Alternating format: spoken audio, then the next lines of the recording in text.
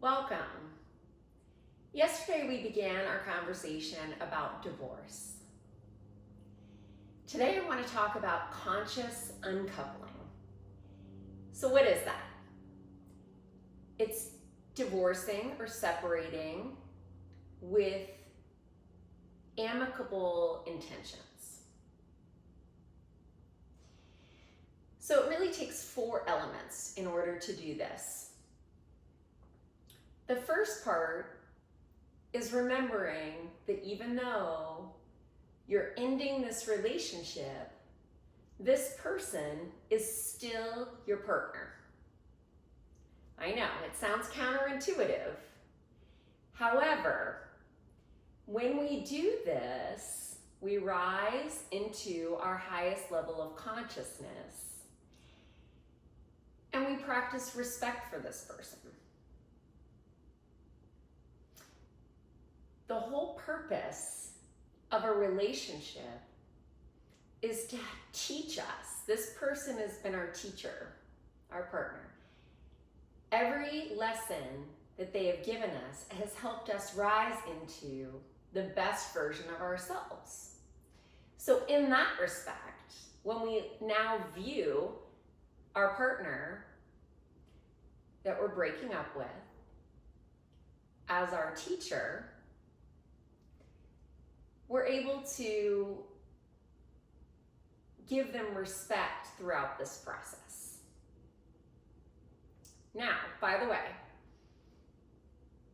if you choose to consciously uncouple and your partner does not, I would encourage you to rise above and still consciously uncouple. And you do that by eliminating emotion and treating it as a business contract.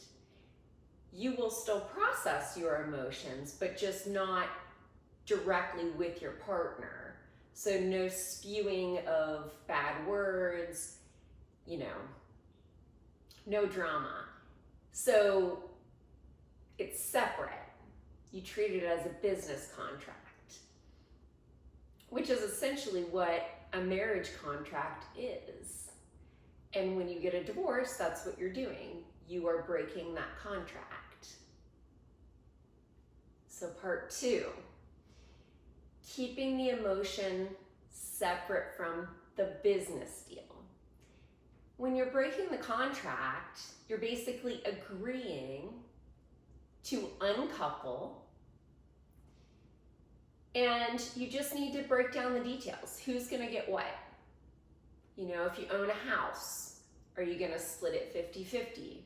Who's gonna get the furniture? What pieces? What's important to you? The assets. And it may help to have a third party facilitate those agreements.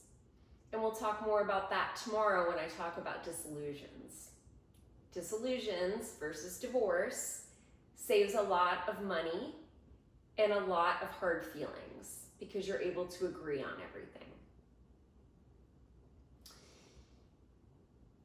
So when you consciously uncouple, you save a lot of hard feelings. You help each other get through the process. And when you're respectful to one another, it's much easier to do so. So the third part is you want to harness your feminine energy. Whether you're a male or a female, we all have both masculine and feminine energy within.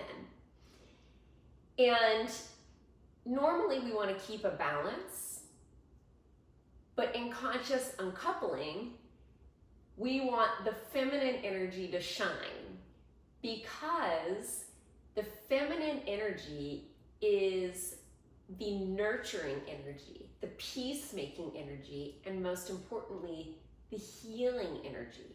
And both partners need that in order to get through this process.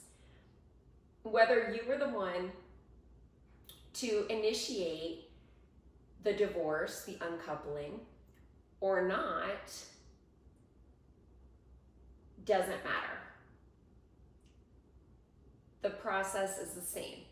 both people, believe it or not, will still go through hurt, pain, possibly resentment, abandonment wounds, rejection wounds, whether you initiated it or not.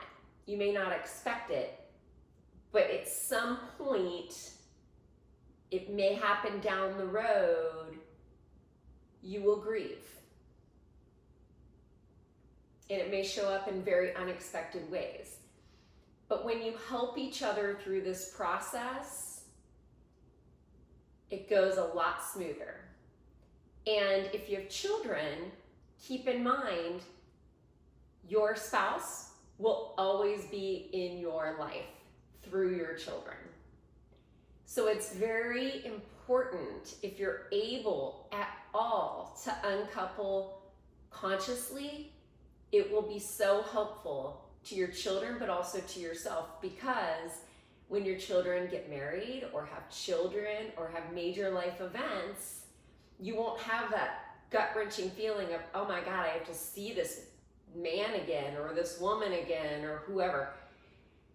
Instead, you'll have a peaceful feeling, a confident feeling of, okay, I can do this.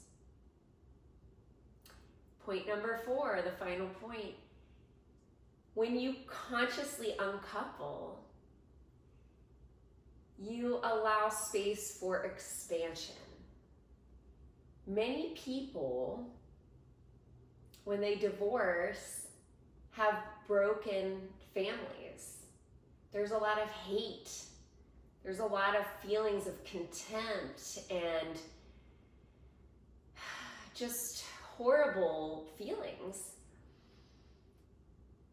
which leaves broken families. But when you consciously uncouple, it allows for expansion. It allows for both people, husband, wife, or if you're in a same-sex marriage, it allows for both people to recreate their lives and, remarry or allow someone else in their space that are going to then allow for more love and guidance for the children. And here's the deal. When you practice self-love and you live a soul-based life rather than one of fear and ego, you realize that your partner, even though for whatever circumstances you're choosing to leave that person and move on to the next stage of your life, that person would never choose another person that would not respect your children. So there's no reason to fear it. There's no reason for competition. That person would also not choose another person who would not respect their former spouse. So you have nothing to worry about. And that's a beautiful place to live from. So when you rise into your higher consciousness, you realize all these things and you're able to uncouple in a very peaceful way. So remember, this person is your partner. They're on your team. Get through it together. Handle it as a business agreement. Eliminate the emotion. Process your emotions separately. I'm not saying don't process them, but keep it separate. Harness your feminine energy and create room for expansion. It's not a competition. That's my tip for today. Thank you so much for joining me. And if you have subscribed, thank you from the bottom of my heart. If you haven't yet, hit that subscribe button and join this amazing, supportive, positive group of people. You are amazing if you haven't been told yet today. Join me for tomorrow for the talk of dissolution and what that process involves and why it saves so much money versus divorce. Thank you.